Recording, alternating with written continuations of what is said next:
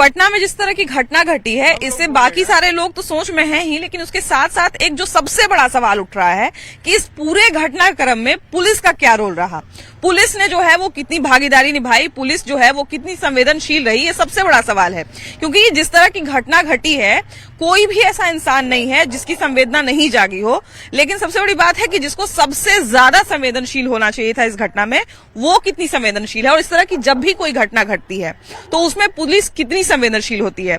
एक परिवार के लिए या एक समाज के लिए या उन परिजनों के लिए बहुत मुश्किल होता है जब किसी लड़की के साथ इस तरह की घटना हो, किसी लड़की के साथ कोई अन्याय हो या किसी लड़के के साथ भी कोई इस तरह की घटना हो और वो आवाज उठाए। सबसे पहले तो उसके लिए भी एक बहुत बड़ा मनोयुद्ध होता है, वो अपने मन में ही बहुत बड़ा युद्ध लड़ता है और तब जाके आगे बढ़ता है, इस तरह की कंप्लेन करता है।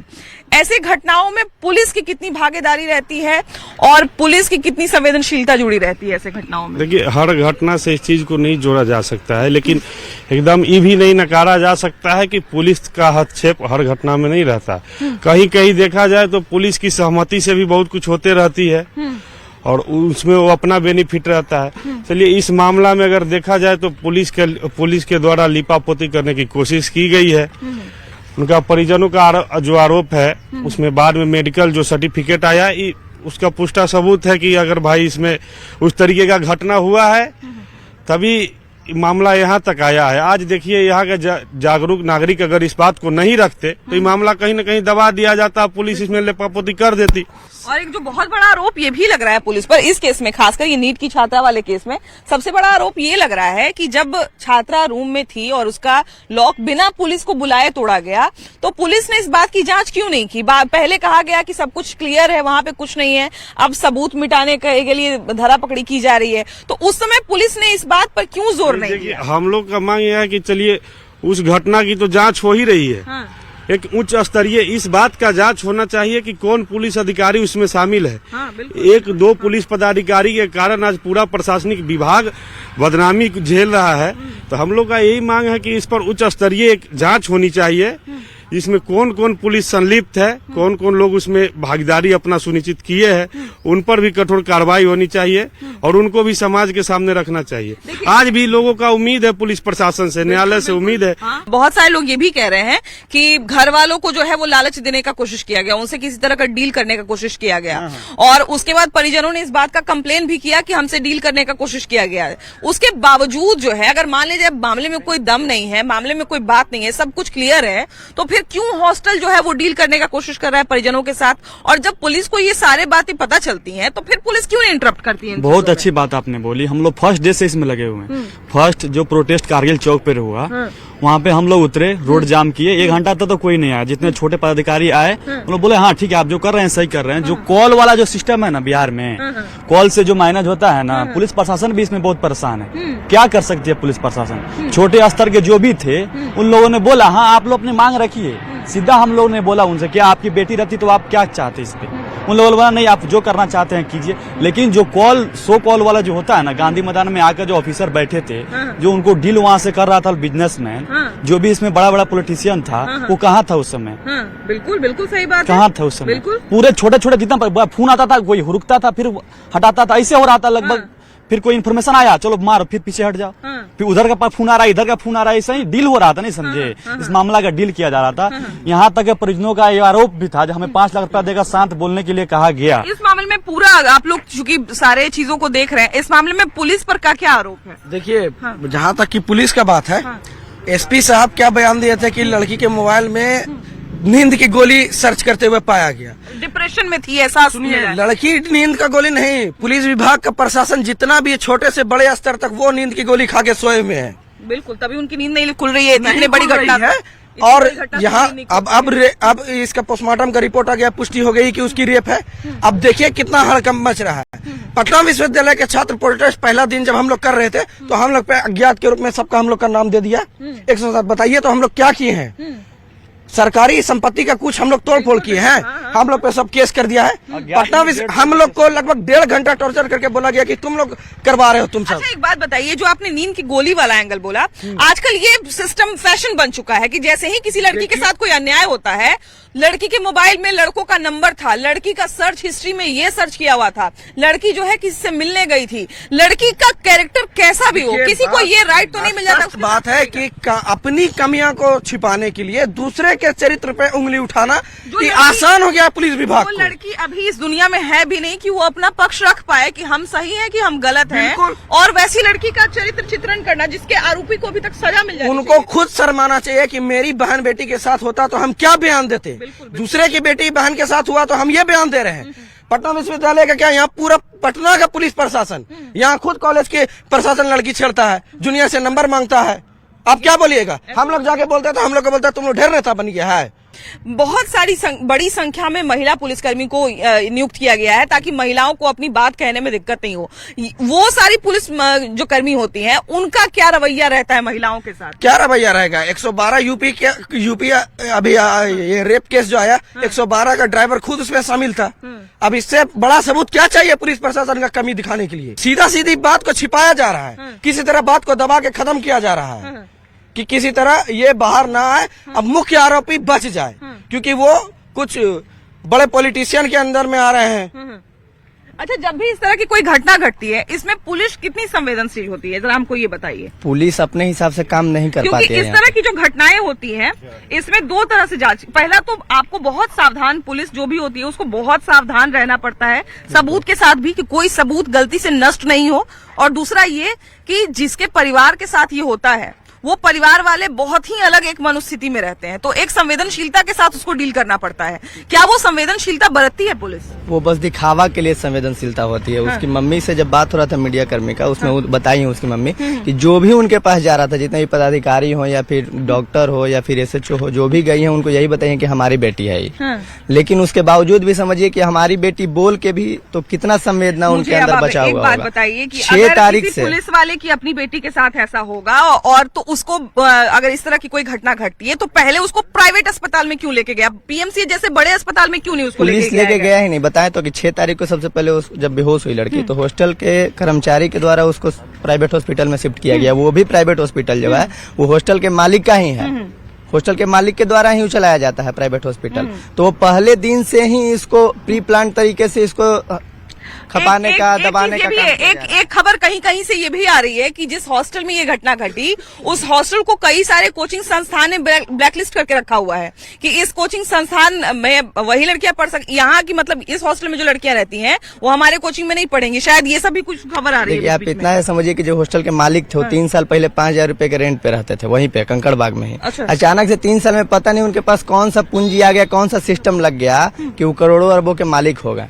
तो समझिए कहाँ से खजाना आया। सही काम करके तो खजाना आया नहीं होगा, किसी न किसी गलत तरीके से वो काम में लिप्त होंगे, उसी से वो खजाना आया। और उस बीच में कहाँ तक उनका सिस्टम बना होगा, कितने पॉलिटिशियन, कितने पुलिस अफसर, कितने बिजनेसमैन उनके साथ होंगे और कहाँ से उनका सिस्टम जुड़ा हुआ होगा, इस सारे प्रक्रिया की जांच होनी चाहिए। पुलिस अधिकारी का समझिए कि SSP के अचानक से बिना PMCH के पोस्टमार्टम रिपोर्ट आए, क्या जल्दी था कि अचानक से प्रेस कॉन्फ्रेंस करके बताना कि रेप नहीं हुआ है, उसके बाद FIR करना 6 लोगों पे नामजद, 150 लोगों पे अज्ञात FIR करना। उस तरीके से अगर जब रेप का जब आया उसमें मामला तो आपको आके प्रेस कॉन्फ्रेंस करके माफी भी मांगना चाहिए था, माफी मांगना आपको बताना चाहिए था कि किसके दबाव में आके आप प्रेस कॉन्फ्रेंस बात है कि आपने पहले बार में साफ लिखा हुआ है पोस्टमार्टम रिपोर्ट में कि महिला के अंग पर जो है वो तरह तरह के दाग थे, आपने उस बिना दाग की जांच किए हुए ये कैसे कह दिया कि उसके नहीं? वो तो ये बात बोल रहे हैं कुछ नहीं हुआ है, दाग भी नहीं है और दवा का गोली भी मिला। अब रिपोर्ट आने के बाद ना उनको पता चला। तो यही हम बता रहे, इंसानियत के नाते कम से कम उनको आके प्रेस कॉन्फ्रेंस करके माफी मांगना चाहिए था, लेकिन वो बिल्कुल इस प्रक्रिया में गायब है। अब उसके बाद SSP का आप देखिए बिल्कुल इस प्रक्रिया से अब गायब हो गए हैं। इस तरह के मामले जब भी कोई होते हैं, कोई लड़की भी गायब होती है, अभी 2 लड़कियां गायब हुई थी एक दूसरे जिले से, बिहार के एक जिले से 2 लड़कियां गायब हुई थी, उसमें अभी पता भी नहीं चला है कुछ भी, बस लड़कियों के गायब होते उन्होंने ये खबर फैला दी कि दोनों लड़कियां लेस्बियन थी इसलिए आपस में गायब हो गई है। तो इस तरह की जब भी कोई घटना घटती है तो पहले लड़की के चरित्र पर ही चर्चा क्यों होने लगती है? देखिए, ये समाज जो आज हमारे समाज में है वो एक भले ही आज जिस प्रकार से कही जाती है सरकार द्वारा कि हमारी घर की बेटियां स्वतंत्र है, लेकिन अभी भी समाज में पूरी तरह देखी जा सकती है कि पितृसत्तात्मक मतलब वो ढांचा सोच बसा हुआ है। मतलब वो एक लड़की के साथ है मतलब गलत नहीं हुआ है, वो जहाँ से आती है, जिस गांव से आती है, वहाँ के कई लड़कियों का सपना मतलब चूर हो गया है। वहाँ के माता पिता मतलब मतलब उस घटना के चलते अपने घर के बेटियों को बाहर नहीं आने देंगे। आप उस क्षेत्र की बात करते हैं। अभी मेरे कुछ अपने घर के लोगों से बात हो रही थी और उनसे इस घटना पे चर्चा हुई, तो उनकी बच्चियां भी बाहर पढ़ने जाती। उन्होंने कहा कि हाँ सही में हो तो रहे है, अब तो अपनों बेटी के घर से बाहर जाए तो बड़ा डर लगे, जब तक घर ना जाए तब तक बड़ा डर लगे। मेरे अपने घर की बात मैं कर रही हूँ। बिल्कुल, मतलब ये जब खबर मेरे भी घर गया तो मेरे भी घर के लोग चिंतित हो गए कि कैसे मतलब अपने बेटी बहनों को हम पटना बुलाए, और इस स्थिति में मतलब कैसे हम विश्वास करें कि पटना में आकर और वो सही सुरक्षित पढ़ सके। अच्छा ये बताइए कि अभी आपने एक घटना के बारे में सुना होगा, पटना में नीट की छात्रा के साथ एक बहुत ही जघन्य अपराध हुआ। इसमें पुलिस ने भी बड़ा अजीब तरह का बयान दिया कि पुलिस ने ये भी बताया कि लड़की के मोबाइल में डिप्रेशन का सबूत मिला है, तो लड़की के मोबाइल में लड़कों का नंबर मिला है। ये आमतौर का अभी फैशन बन गया है कि जैसे ही लड़की के साथ कुछ बुरा होता है तो पहले उसी का कैरेक्टर असैसिनेशन शुरू हो जाता है। ये क्यों होता है और इसमें संवेदनशीलता कहा जाती है? एक्चुअली मेंटेलिटी यही है आजकल के लोगों की, स्पेशली बिहार के बॉयज की मेंटेलिटी यही है। कुछ भी होगा तो फिर मतलब गर्ल्स के कैरेक्टर पे ही सबसे पहले आते हैं, तो इस माइंडसेट के कारण अभी ऐसा हो रहा है। अच्छा ये बताइए कि इस तरह की जब भी कोई घटना घटती है इसमें पुलिस कितनी सहायता करती है? अभी पुलिस का तो ऐसा कोई रोल ही नहीं है ना। अभी जैसे बहुत सारी घटना हो रही है तो पुलिस कहाँ कुछ कर रही है। अगर पुलिस एक्टिव होती तो ऐसी घटना तो होती ही नहीं। बिल्कुल बड़ी संख्या में महिला पुलिसकर्मियों की भी नियुक्ति की गई है ताकि लड़की को अगर अपनी कोई बात रखनी हो, अपनी कोई समस्या शेयर करनी हो तो उसको एक मेल पर्सन के सामने हिचकिचाना नहीं पड़े। जब आप कभी भी इस तरह की कोई घटना घटती है तो क्या आप कंफर्टेबल होती हैं पुलिस को या फिर किसी भी महिला पुलिस को ये बताने में? महिला पुलिस के पास तो और कोई कंफर्टेबल नहीं हो सकता, क्योंकि वो ज्यादा उसके कैरेक्टर को जज करने लगती है। अगर कोई अपना पॉइंट रखेगा, अगर कोई फीमेल अपना पॉइंट रखेगी, स्पेशली महिला पुलिस के पास, तो वो ज्यादा कैरेक्टर उसको जज करेगी, तुम्हारा फॉल्ट, तुम्हारा गलती, ये सब करेगी। कितने बजे बाहर निकली थी? 9 बजे। 9 बजे अगर ये घटना घटी तो 9 बजे तुम कर क्या रही थी? हाँ, 9 बजे तुम बाहर क्या कर रही थी? तुमको 7 बजे तक घर चले जाना चाहिए था। एंड दिस दैट बहुत तरह का बात उसके कैरेक्टर पे।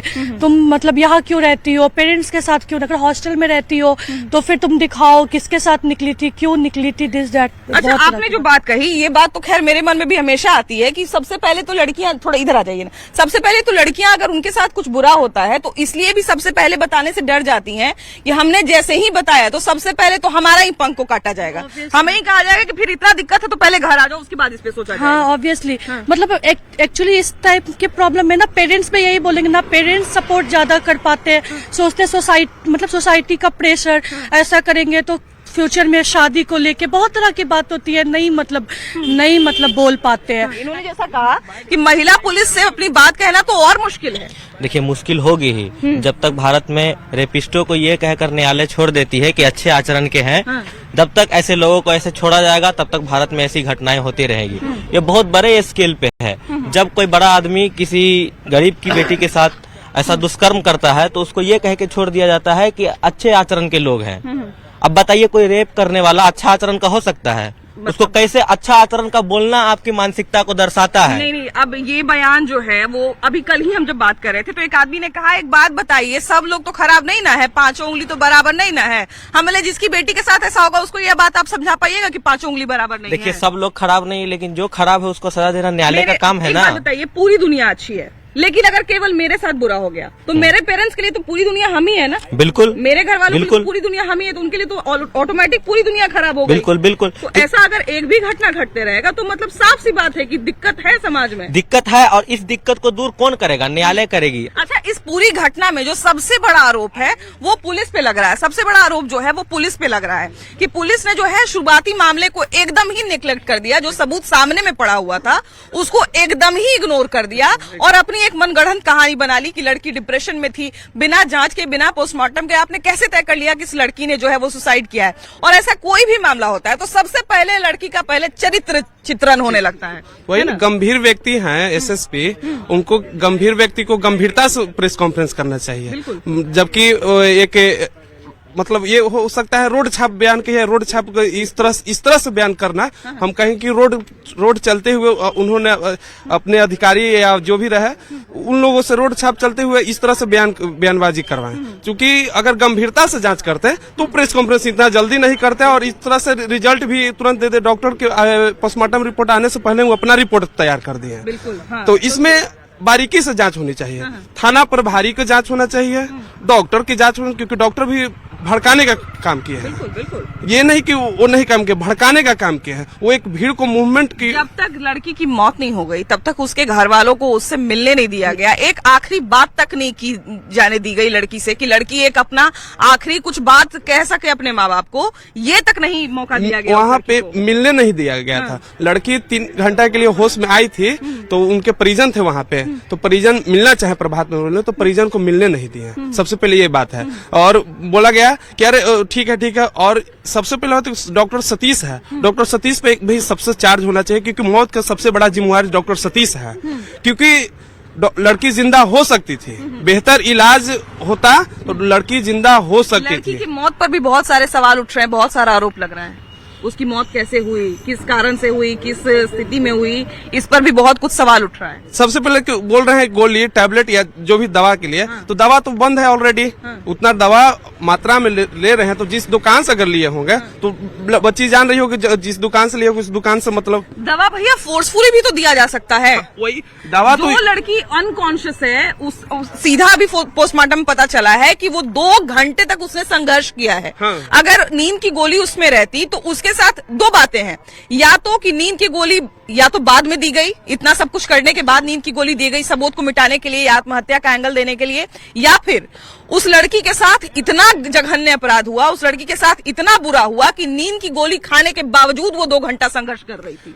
ये लोग दवा दे करके जान करके मारे हैं। मतलब ये नींद की गोली मतलब वहाँ पे एडमिट हो जाने के बाद लड़की बच सकती थी, लेकिन वो हॉस्टल जो भी हॉस्टल अभी तो सुनने में आया हॉस्टल मालिक जो है, हॉस्टल संचालक नहीं, जो मकान मालिक है वो लोग भी हैं। मतलब तो जो लोग एकदम संलिप्त है, पूरे रूप से संलिप्त है कि एक मामला को बारीकी से जांच करनी चाहिए। अब एसएसपी को हम ये कहते हैं कि एक मामला को बारीकी से जांच करें, क्योंकि सब लोग संलिप्त है। इसमें आएंगे नाम तो बहुत सारे भी हैं। सबसे पहले तो मैं इस चैनल के माध्यम से कहना चाहूंगा कि महिला लड़की की बात करें तो वो गांव से मतलब निकल करके बाहर उसको पढ़ने भेजा जाता है, और ये घटना के बाद मुझे नहीं लगता है कि कोई भी पेरेंट्स अपने बच्चे को बाहर भेजेंगे पढ़ने के लिए। और हॉस्टल का जो रवैया है, अभी एक हॉस्टल से ऐसा निकल के आया, अगर सारे हॉस्टल का अगर इस तरह से जांच किया जाए, खास करके प्राइवेट हॉस्टल या फिर इस तरह का हॉस्टल है, तो हर जगह से कुछ न कुछ निकल करके आएगा। और इसमें जब तक अगर बिहार सरकार लिप्त नहीं है तो तब तक इसको नहीं छुपाया जा रहा। देख लीजिए हर जगह दही चूड़ा पार्टी चल रहा है। बिल्कुल बिल्कुल। तो आपके बच्चे के साथ अगर ये व्यवहार होता तो आप दही चूड़ा खाते क्या? बिल्कुल। इतने लोग एक होकर विरोध नहीं करते तो शायद ये भी कोई आम मामला बन के रह जाता, और शायद ये जो लीपापोती करने का आरोप पुलिस पे लग रहा है ये उसमें सफल हो जाते। अगर हम लोग इस पर आवाज नहीं उठाते तो ये आवाज भी और भी जितने कई ऐसे केस आए जिन पर आवाज नहीं उठाई गई तो आवाज को दबा दिया गया। अगर सभी लोग एकजुट होकर के अगर आवाज नहीं उठाते तो इसको भी दबा दिया जाती। जिस तरीके से सभी मामलों को प्रशासन और सरकार के द्वारा दबा दी जाती है, और ये नाकामी सिर्फ प्रशासन की नाकामी नहीं, ये पूरे बिहार सरकार की नाकामी है।